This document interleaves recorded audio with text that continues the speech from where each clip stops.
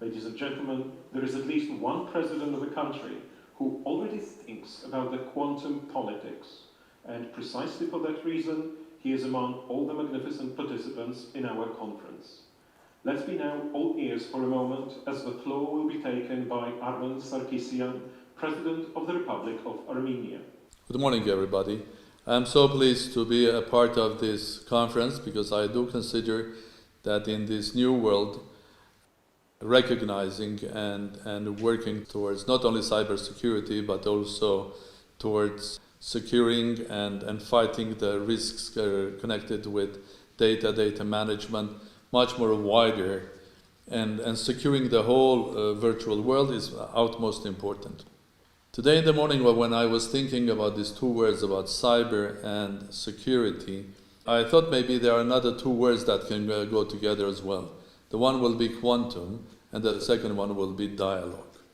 Why quantum? Because we live in a completely new world. This is a world that data companies have become much, much bigger than oil companies. This is a world that we call to Australia or to Argentina from Armenia, and it's more than natural that live we have our discussions and connections. We live in a world where COVID-19 has become a global pandemic.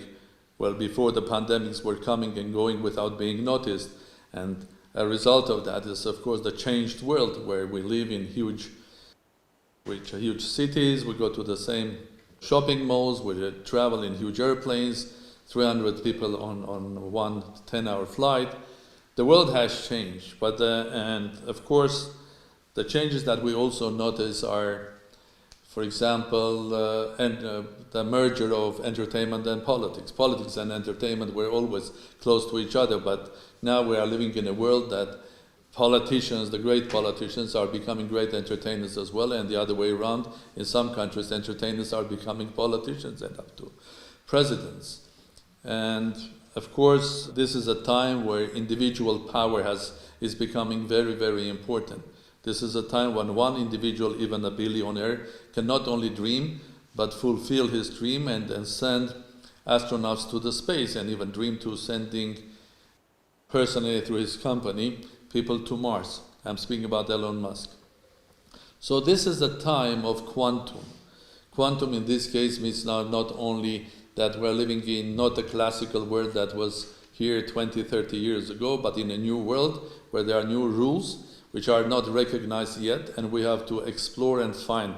And because rules are not fully recognized and managed, we are seeing a lot of uncertainty, unpredictability, and we have a complete discomfort, like scientists 100 years ago when they couldn't explain classical events. So, welcome to the new world, welcome to the quantum world, and welcome to quantum virtually powered human beings that are source of revolutions in North Africa or Eastern Europe, but they are also source to those politicians that are winning elections not based on political idea or ideology or political party, but the power of quantum and direct access to people. So in this new world, the challenges are new as well, and one of the biggest challenges, of course, is the cyber threat here. And how do we manage the cyber threat? Takes me back in the year 2009. I was a part of an event or organization which was created between NATO, United States, and Russia, and it was called Euro-Atlantic Security Initiative. It was chaired by Senator Dunn, former Minister of Russia Sergei Ivanov, and Ambassador Ishinga. And the idea was to discuss about the future challenges, starting from strategic arms, conventional arms, terrorism, and also the third part, where I was involved and partially chaired, was about energy and was about other threats. And one of the other threats, this is the year 2009 and 2010, I recognized the internet or the cyber threat. Those days, it was not as global as today. And I was thinking about how do we manage that? How do we manage the cyber those days? Do we manage, is the solution in technology? Is the solution is finding every and each time new defense systems and so on and so forth? After thinking long about this new world and the challenges ahead, my conclusion is that the important word here is dialogue.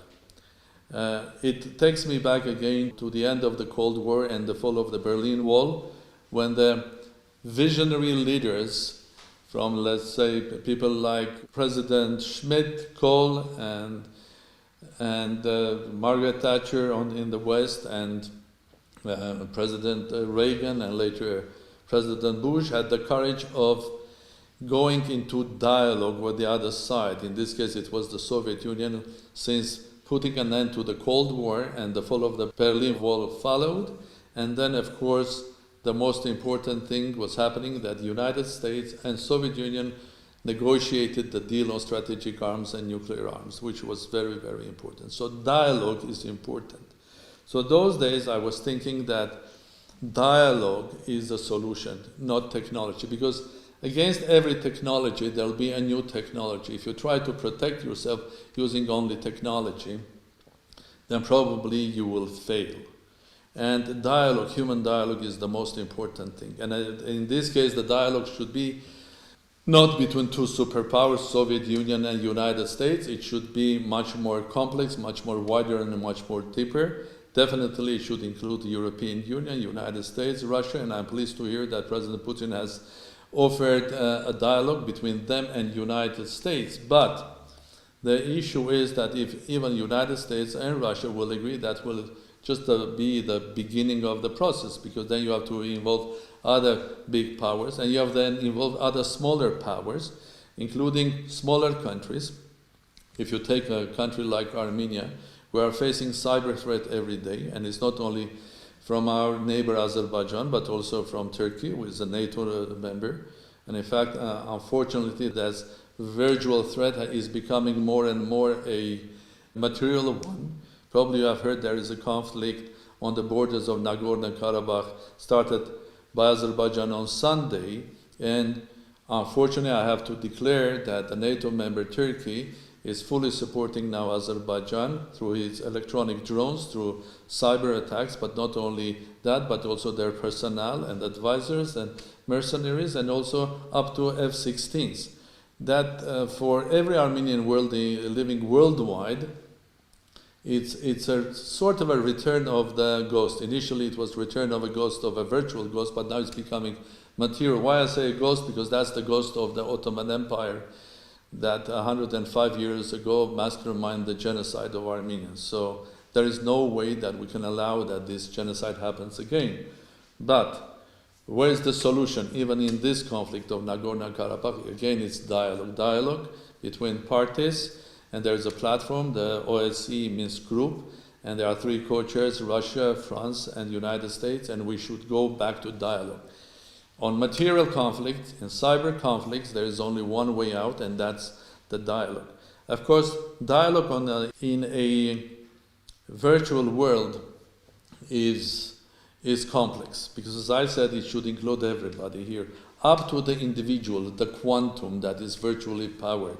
These days, there are a lot of talented girls and boys that if they were living 30 years ago, probably they will be dreaming of becoming the next Bill Gates or Steve Jobs. Or if they were some 40, 50, 60 years ago, they would be dreaming becoming the next Albert Einstein. But today, I think if they are ill-motivated, they will try to go into hacking, and this hacking will create a huge problem. So cybersecurity is as big as a threat to the humanity as the nuclear arms, biological arms, and it's the time that we realize that we live in a new world, and this new world has its own new rules that are different from the classical, and that is why I call it quantum, and it has to take into account from superpower up to the powerful individual. And all of our dialogue should include many. Of course, by creating systems, agreements, limitations, but you cannot get them if we don't have a dialogue. So once again, if I think about cybersecurity today, the final words are: welcome to the new world. Welcome to the world where data and internet will be dominating.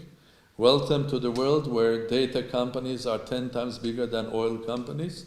Welcome to the world where quantum, one highly energized individual, can organize a revolution using this thing, which is the tool, and its virtual connectivity, because every individual now is half material and half virtual. And welcome to the world that is, it looks like much more unstable, unpredictable, not safe from the point of view of cyber and data management, the biggest value of the humanity that it has now, which is data around the world.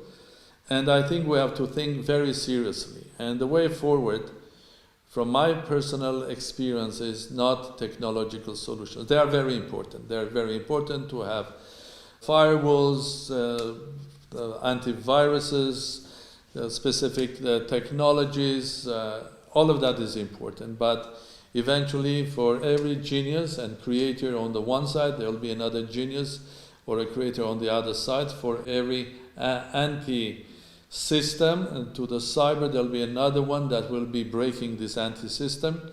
So the way out for us, people that live on this planet, among many threats that we are facing today, be that pandemic, which is a result of the changed world, it's not the consequence, and we have to realize that. The climate problems that we are facing, also, it's a result of technological advance of the human society. And of course, if I stop here, the one big one is the cyber security, and it's time for us to get serious and seriously think about how to fight cyber. That means, how do we make this world much more safer?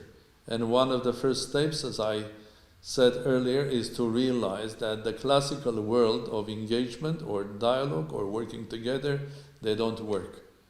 They don't work because this is a world which is completely different than even the one that was 10 years ago and 20. And this world is going to change even faster. If we don't change, if we don't realize, then we will have more and more questions than no answers. The way forward is to realize that there are new rules that are running this new world.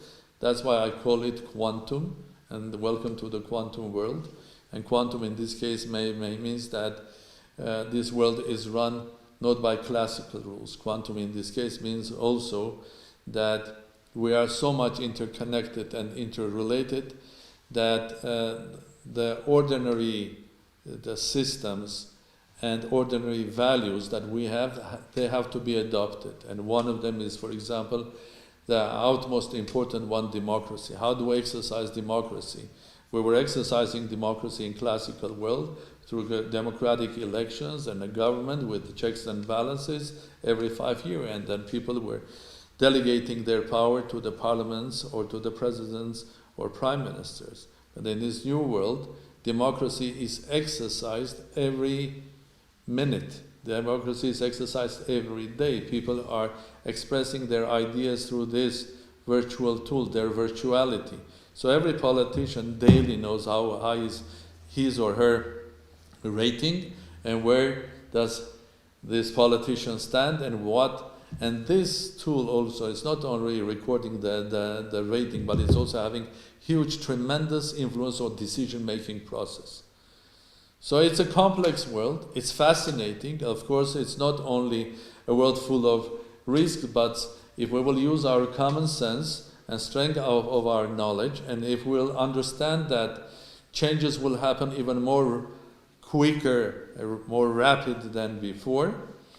And for that, I have a new term that instead of saying that we are in the fourth industrial revolution, which takes us somewhere, we are in a process which I will call our evolution, which is revolution, but it's rapid evolution. So things will change every day. New technologies, new smartphones, new technologies that are good for the humanity, but also new ways that it will create risks. And in order to... Thank you very much, Mr. President. The final words is that dialogue is important. Absolutely. Yes, we are with you, Mr. President, on that. Absolutely dialogue. And if it looks like it's not that classical dialogue which we might have met 3 weeks ago when we were inviting you to the CyberSec, to European Cybersecurity Forum. And now we see that even here, wherever we are at our computers, we are at the heart of global matters. And speaking of dialogue and speaking for this difficult time, once again, thank you very much, Mr. President, for sharing your remarks. This is how James Apatharao, NATO's Secretary General, Special Representative for the Caucasus and Central Asia, commented on the ongoing conflict. NATO is deeply concerned by the reports of large-scale military hostilities along the line of contact in Nagorno-Karabakh conflict zone. The sides should immediately cease hostilities, which have already caused civilian casualties. There is no military solution to this conflict. The parties should resume negotiations towards a peaceful resolution. NATO supports the efforts of the OSCE Minsk